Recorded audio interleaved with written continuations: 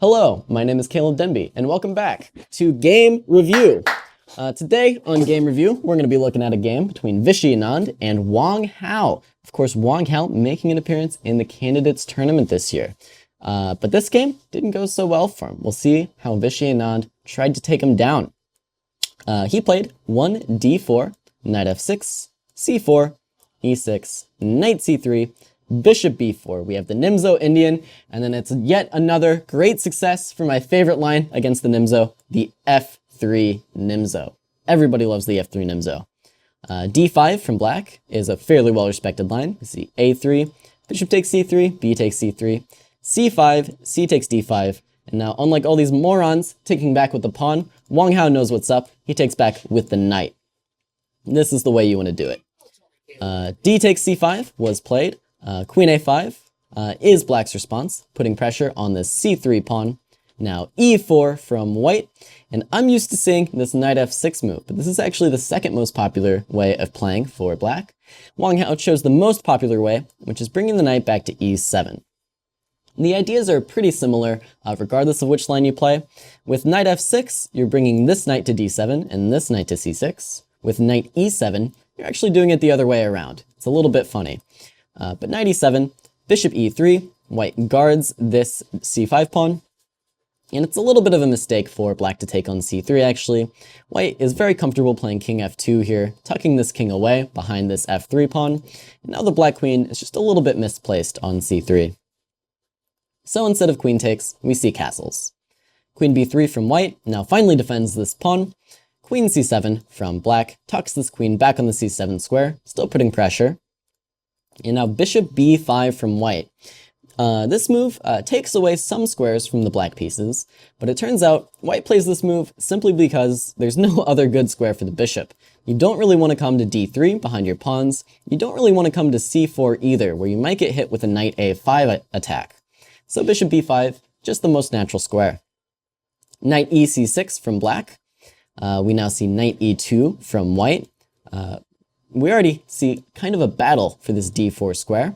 Now knight a5 does come through anyways, queen b4, and now e5 from black. So this is kind of the freeing move that black wants to play here. This move allows this bishop to jump out to the e6 square. It also takes away some key squares for white. Doesn't allow things like knight d4, bishop d4, or even f4 to take away more space.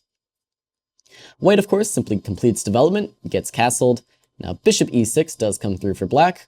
And now the key move of the game. This is why black doesn't really play like this quite so often.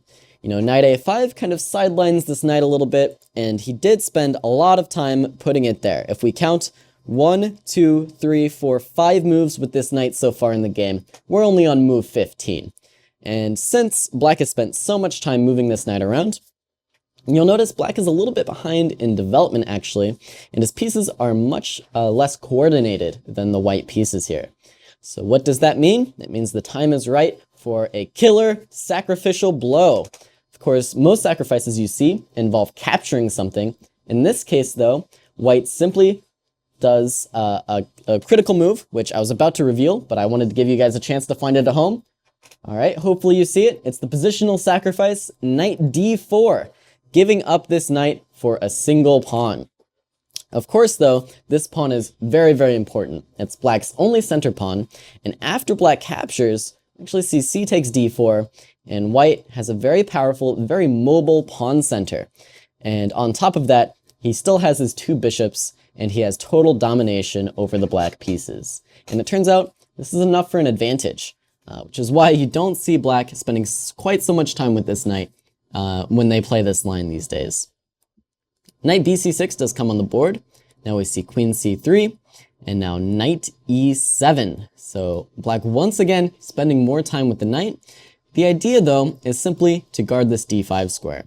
Now if white wanted to break through with d5, we undoubtedly would see bishop takes d5 and knight takes d5. So this is the problem with giving up a knight for so little material. Black always has these chances to sacrifice back. Now in the game, white actually just continued with rook fd1 after knight e7, but I did want to mention this line has been tried a couple other times by the black player, and it maybe might be a better idea for black to play knight b3. The idea is you simply give up this knight on d4 and try to play this position. There's only one game that I could find in the database here between a couple almost 2400 level players, and that game ended in a draw, although white did have a lot of pressure throughout, and perhaps he does have a slight advantage. So with that in mind though, Wang Hao chose knight e7 instead, just trying to keep his pieces for the moment and corral these white pawns. White simply plays rook d1. Now d5 is threatened because he has more support for it. So rook d8, renewing the defense of the d5 square, but white simply plays bishop f2, tucking this bishop away from any knight d5. a6 is black's choice, and this turns out to be a pretty critical mistake. Much better for black is to challenge this center immediately with the move b6. Now you're kind of forcing white's hand to do something. If you just play something like a4, well, now you might get met with the move a6, bishop a2, and a b takes c5 could come on the board, and you might fracture the white pawns just a bit. So white does have to be very, very careful with how he plays. Instead though, we did see a6. This bishop does not retreat. Instead, bishop g3 comes through, taking advantage of this bishop while it's here. Queen c8 is forced. Now this bishop comes all the way back to f1 where it's safe and sound. b6 does come on the board for black. Now we see rook b1 from white, knight b3 to cut off this rook from the attack of the b6 pawn, but white simply takes this knight, and he's already regaining some material here. And now b takes c5 does come on the board, as I was showing in the other line, but here white has a key move to keep the advantage. There's actually two moves that keep the advantage, but one move kind of just delays this move for another turn. So I'll let you try and find the key idea for white here to maintain the winning position.